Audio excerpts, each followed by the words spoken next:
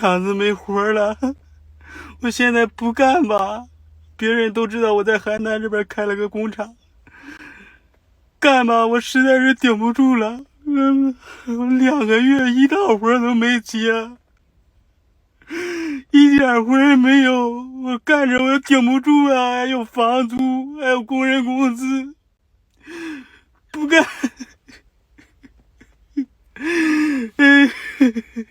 我的天了，没法过了，哎呀，太难了，太难了，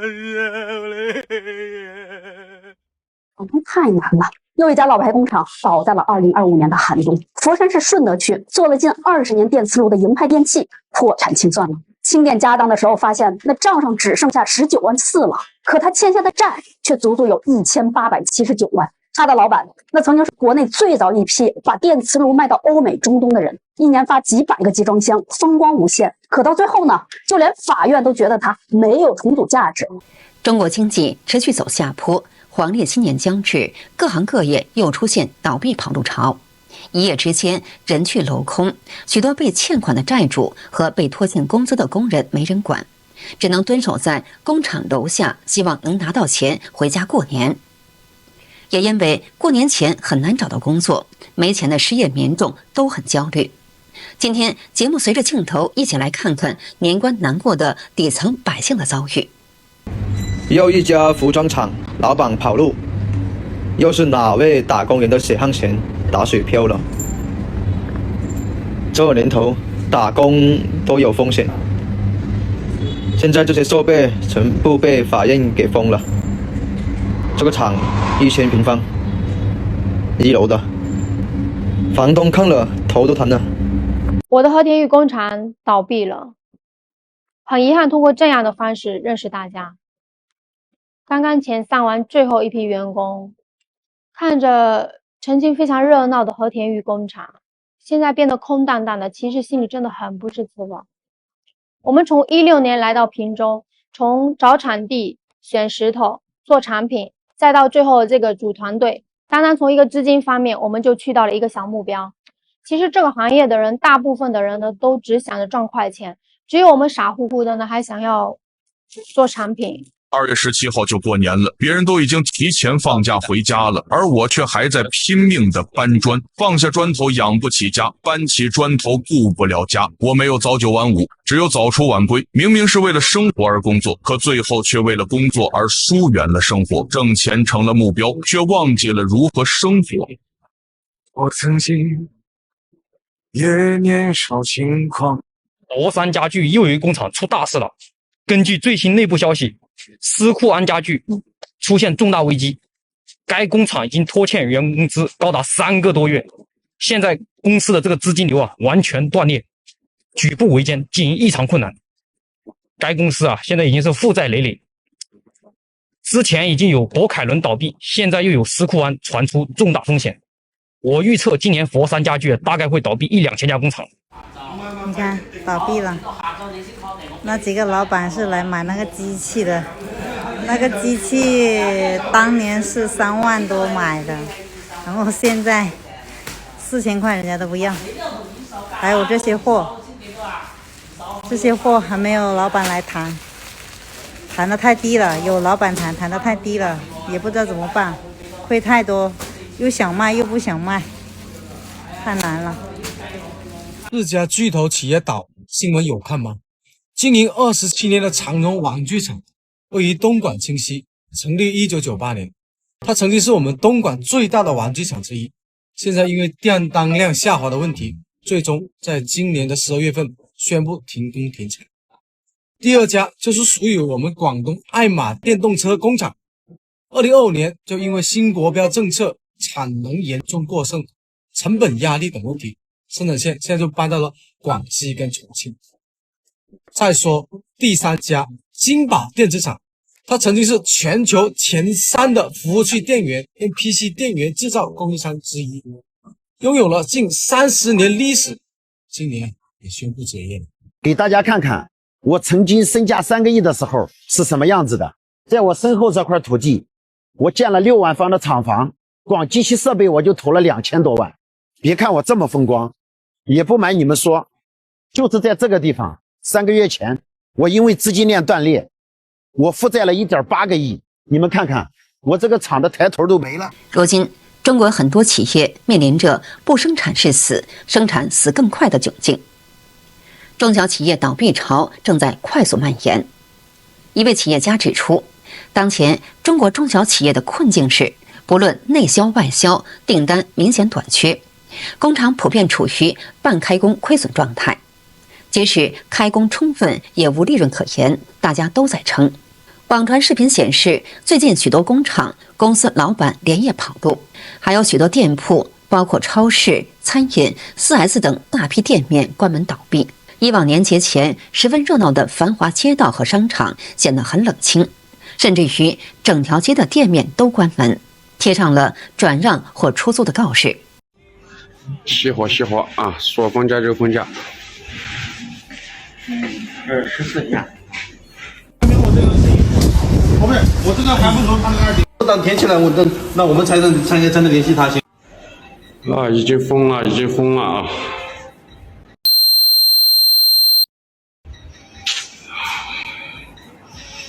我搞了一个工厂，厂房是我自己建的。我以前是在温州，然后2016年的时候回到我们重庆，17年的时候我们重庆那边招商引资把我迁回去的，然后我拿了一块地，10多亩地，自己建了个厂房。17年的时候，18年的时候正式投产做卫生纸的，投了1000多2000万，然后没有做2年，口罩来了以后，我自己能力不好，经营不善，工厂就倒闭了。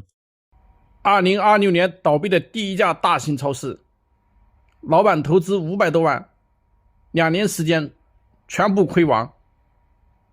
现在所有的货架设备废品价处理，完了，全部都完了，整个厂子全部都倒闭了。一眼看过去啊，10几个亿打了水漂啊！这里全部长满了绿油油的韭菜呀。这里呢是龙华富士康对面的一个综合体，以前这里啊上下班的时候非常热闹，人挤人呐。随着富士康大部分人迁走之后呢，这里就落寞了，再也起不来了。完蛋喽，全都倒闭了。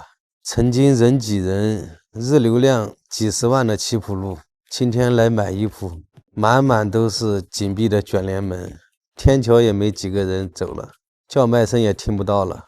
跟着我镜头看一下。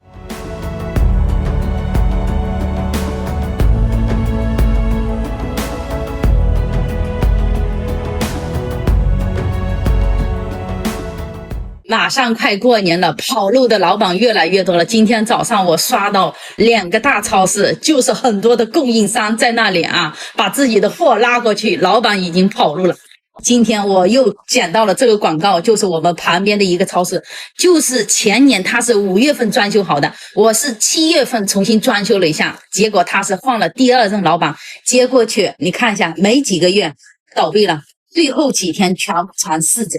你看一下，全部的东西全部都是特价把它处理掉，真是太唏嘘了，一家不剩，全军覆没。镜头里大家看到的中山这条商业街，如今只剩下寥寥几户商户还在坚守，生意惨淡到令人揪心。谁能想到，这里也曾是一铺难求的黄金宝地，数万平的空间曾挤满了餐饮、水果切、服饰等各种商铺。人声鼎沸，而现在超7、8成的摊位空无一人，冷冷清清，昔日繁华彻底落寞了。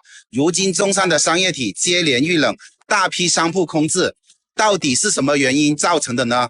有网友说，如果这个新年继续这样萧条下去，后果真的会比很多人想象的要严重多。你说这是1年当中最热闹、最有钱的时候，可是你仔细的看一看，现在的大街上，商场都不堵了，步行街也不挤了，很多店铺门都是开着的，但是人是没有的。不能说完全没有人，而是那种买东西的气氛没有了。你会发现，大家走得很快，看得很少，更多的是在路过，而不是在消费。以前这个时候，饭店要排队，水果店、烟酒礼盒忙到飞起，老板脸上都写着今年还能赚一笔。但现在呢，很多实体老板私下都会说，人还在，东西却没人买了。又有电商公司跑路了，还是在老地方广州大源村，我们中国第一大淘宝村。那严格来说的话，按照现在来讲，它的规模也是非常巨大，因为那里出了很多淘式的、抖音的超头部的店铺卖家，而且主打的是性价比的。风格店那边有部分，但是不多。讽刺啊，真的讽刺啊！哥们的工厂倒闭了，供应商的货款、拖欠的工资、银行的抵押贷款，让密密麻麻的藤蔓困住了喉咙。从小到大，第一次感受到他这么大压力。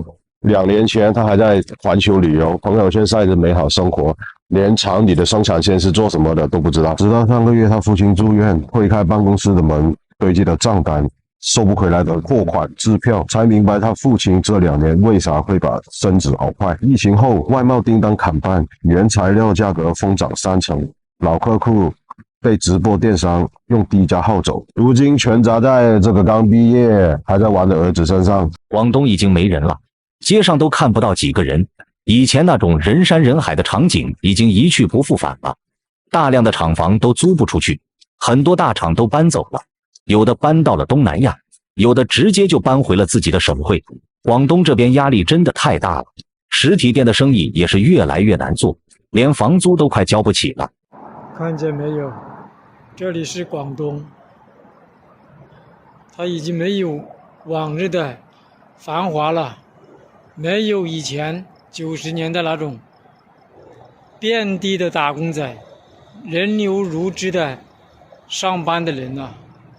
你看一下，现在是这样的冷清，看到没有？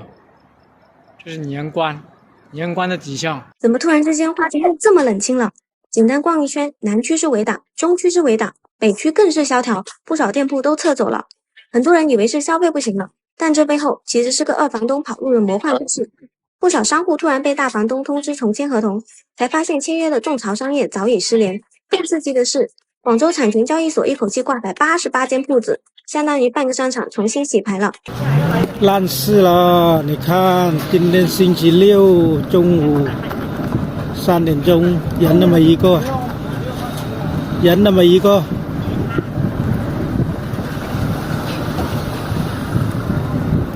哇！现在3点多钟了，没有人买蛙了，烂了，烂事。